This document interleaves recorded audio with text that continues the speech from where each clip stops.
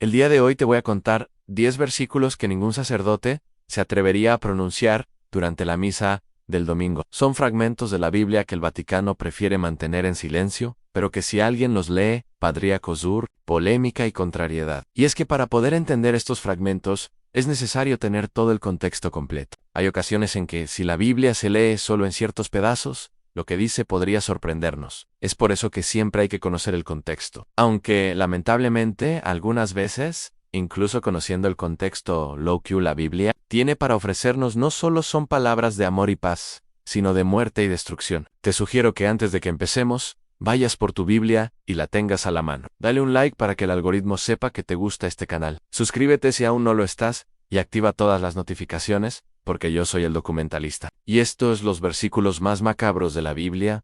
Ezequiel 9:6, han matad viejos, jóvenes y vírgenes, niños y mujeres, hasta que no quede ninguno en sí. Lo escuchaste bien. No es una metáfora, es una orden directa, cruda, sin matices.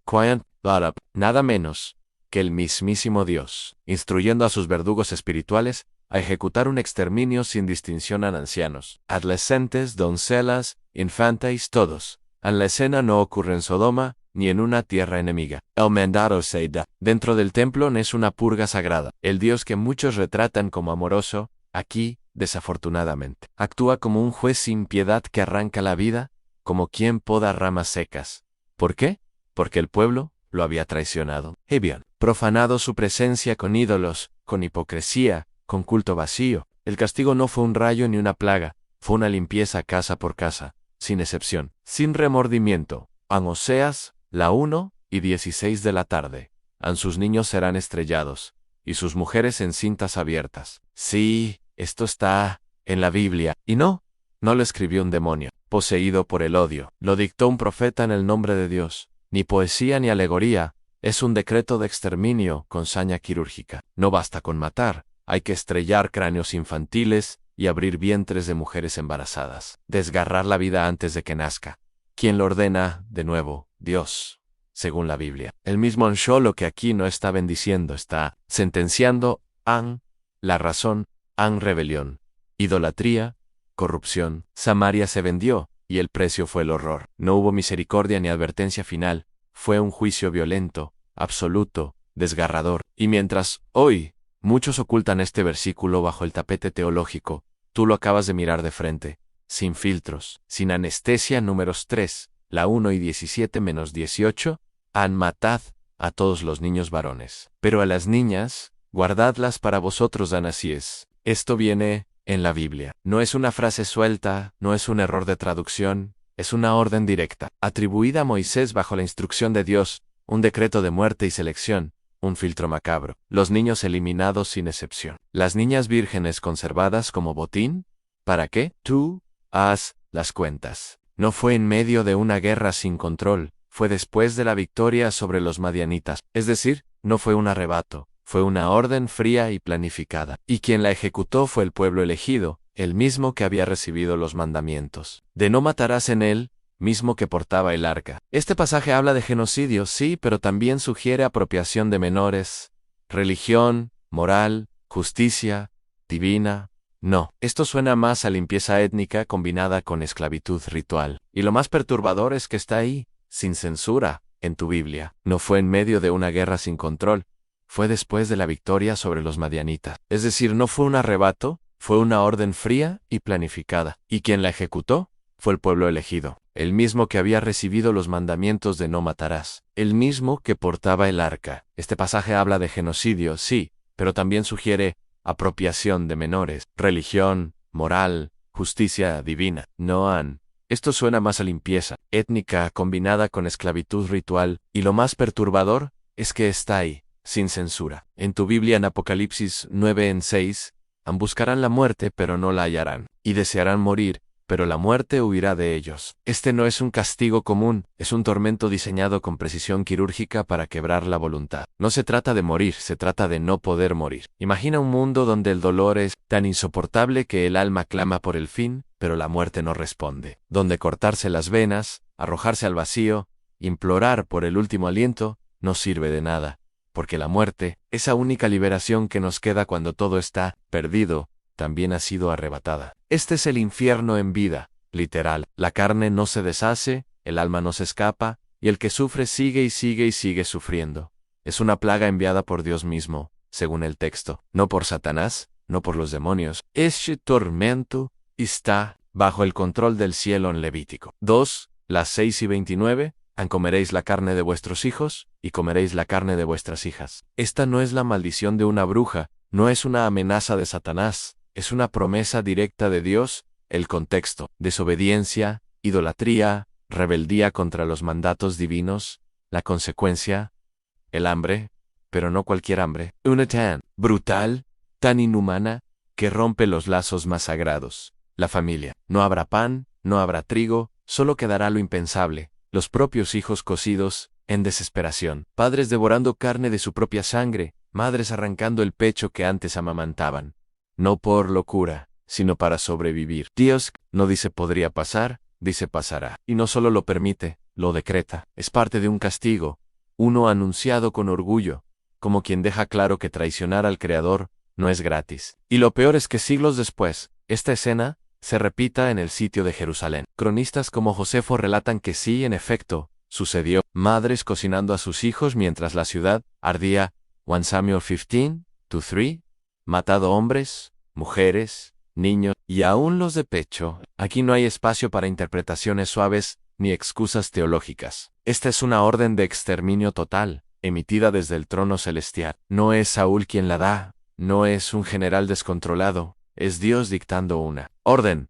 No se trata de castigar soldados ni líderes corruptos. La instrucción es clara a mujeres, niños y bebés. Ni siquiera los recién nacidos se salvan del filo de la espada. No hay redención, no hay juicio previo, y no hay excepción. El pecado de Amalek, haber atacado a Israel generaciones antes, y por eso siglos después, se ejecuta esta limpieza. Pero, una limpieza que borra desde el guerrero más armado hasta el niño que apenas toma leche. Y aún nos atrevemos a decir que la Biblia muestra un Dios que es de puro amor. ¿Cuáles son las razones por las que Dios permite esta maldad? Este versículo no cabe en las predicaciones suaves. Se esconde, se calla. Poro ahí está, grabado en letras eternas. Una masacre ordenada desde arriba. Apocalipsis 6-8.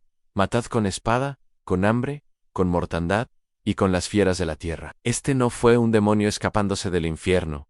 Es un emisario autorizado por Dios. El cuarto jinete, el que cabalga un caballo amarillo, el color de la carne en descomposición. Su nombre es muerte, literal. No simboliza la muerte, es la muerte. Y no viene solo, le sigue el Hades como sombra que recoge los restos.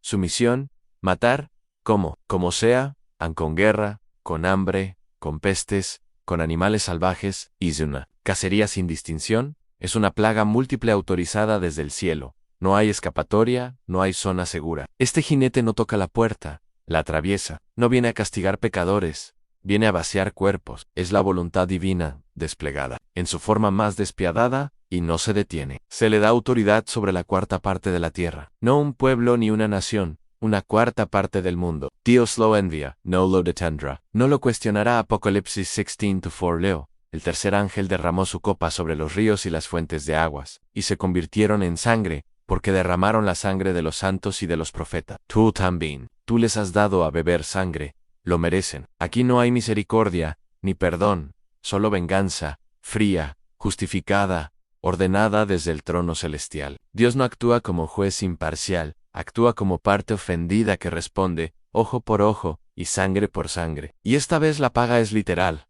El agua, símbolo de vida, se convierte en sangre. No en vino, no en tinta, en sangre. Y no es un accidente. Es un castigo exacto, un brindis forzado con el mismo líquido que derramaron. El motivo: los santos fueron masacrados, los profetas callados, con filo y fuego, y ahora, el Creador, cansado de mirar, devuelve el golpe. Ya no es el cordero, es el león. Y el ángel lo dice sin remordimiento: lo merecen. Ni piedad, ni duda. Deuteronomio 2, las 8 y 53.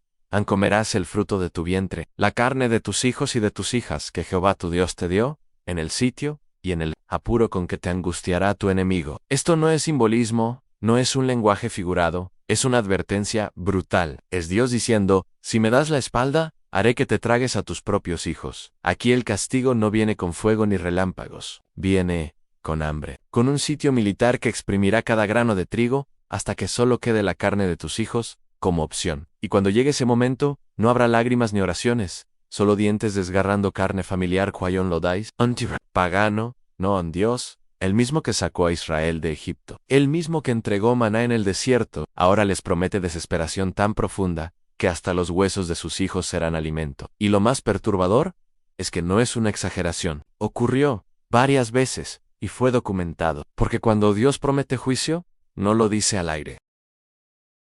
Apocalipsis 23. Y a sus hijos heriré de muerte y todas las iglesias sabrán que yo soy el que escudriña la mente y el corazón. Este no fue Pablo y tampoco fue Juana, tampoco es una visión del Antiguo Testamento. Fue Cristo hablando con Diez y no se dirige al mundo pagano, les habló a las iglesias, a los suyos, a los que dicen seguirlo, a los que toleran a Jezebel, la figura simbólica de la falsa profecía, la seducción espiritual y la corrupción interna. Cristo no amenaza con represión, no dice tendrán problema, lo dais claro, heriré de muerte a sus hijos. Why no esta, hablando de castigo simbólico, es sentencia directa, ejecución espiritual y física. La razón, porque esa doctrina ha contaminado a los fieles.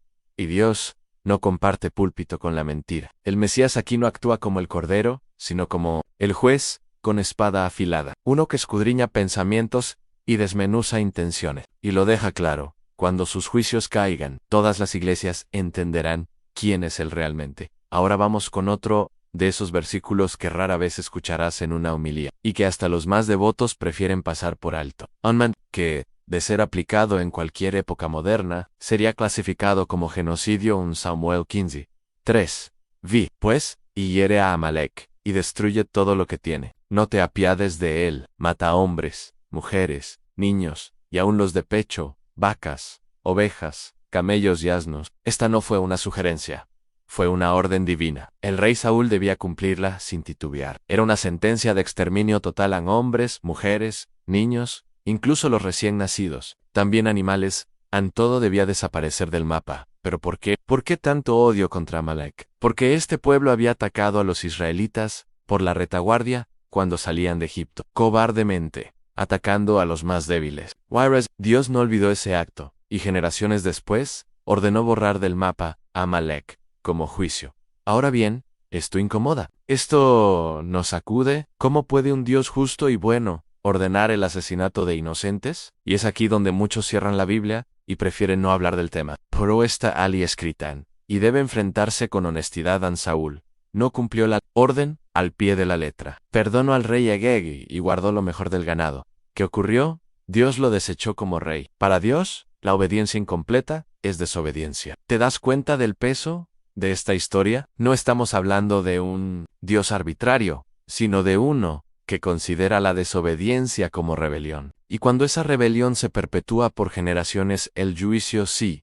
Este versículo no solo nos revela el carácter radical de la justicia divina, sino también el costo de no obedecer con precisión. Saúl perdió su reino, y Amalek fue borrado de la historia. ¿Y tú? ¿Qué parte de tu vida estás dejando viva cuando Dios te dijo que la destruyeras por completo? ¿Qué costumbres, qué relaciones, qué hábitos estás guardando como si fueran inofensivos, pero que en realidad Dios ya dictó sentencia sobre ellos?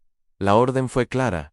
No digas nada. ¿Estás obedeciendo a medias? ¿O estás dispuesto a cumplir la voluntad de Dios con todo el corazón? No te va. El siguiente versículo es aún más perturbador, y puede cambiar por completo tu visión del juicio, la gracia y el destino final del alma humana. ¿Hasta dónde estás dispuesto a obedecer cuando Dios te dice a no dejes nada con vida?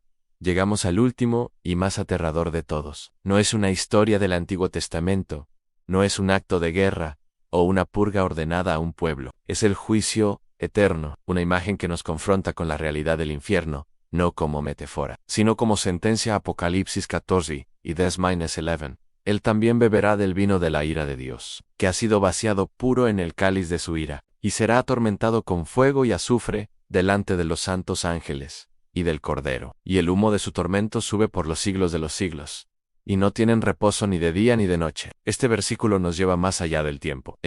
Una eternidad sin descanso, a un castigo sin fin, a un lugar donde ya no hay más oportunidad de arrepentimiento, donde no existe la esperanza ni la redención. Solo queda el juicio. Aquí no hay un ejército, ni un pueblo enemigo, ni una tierra prometida. Aquí está el alma humana delante del trono de Dios, siendo juzgada por lo que creyó, por cómo vivió y por lo que hizo con la gracia ofrecida por Jesucristo. ¿Te das cuenta del peso de estas palabras? El humo de su tormento sube por los siglos de los siglos. Esto no es un castigo temporal, es eterno y lo más impactante, no se da en las sombras, sino delante del Cordero. Jesús mismo, el que murió por amor, presencia el juicio de aquellos que lo rechazaron. ¿Y qué es lo que más duele? Que muchos lo escucharon, tuvieron acceso a la Biblia, conocieron el Evangelio, pero lo despreciaron, se burlaron.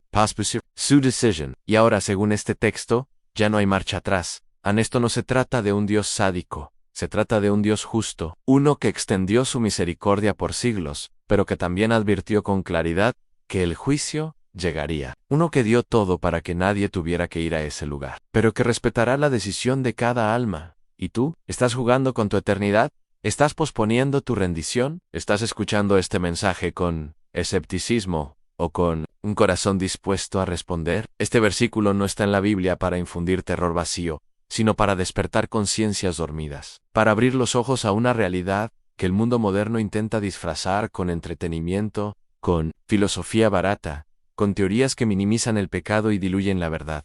Pero la palabra de Dios no se acomoda a las modas, no se adapta a las tendencias, permanece, y su mensaje es claro: hay un juicio, hay un cielo y hay un infierno. Y cada uno de nosotros tomará el camino que decidió seguir. Hoy es el día de escuchar. Hoy es el día de arrepentirse. Hoy is el día de decidir de qué lado estarás cuando el humo del juicio comience a subir en sí. Este mensaje ha estremecido tu corazón. No lo ignores, oran, clama. Pide perdón. Corre a los brazos del Salvador mientras aún hay tiempo. Porque el mismo Jesús que verá ese juicio, hoy te extiende su mano para salvarte. ¿Estás preparado para el juicio final? ¿O aún crees que tienes tiempo para jugar con tu alma?